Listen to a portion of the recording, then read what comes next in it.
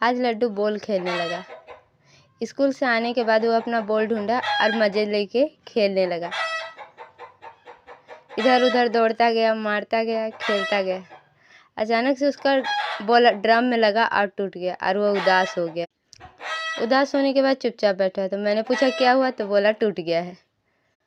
हम भी पूछे, हम बोले इधर आ मेरे साथ, हम तेरे लिए बॉल बनाते हैं।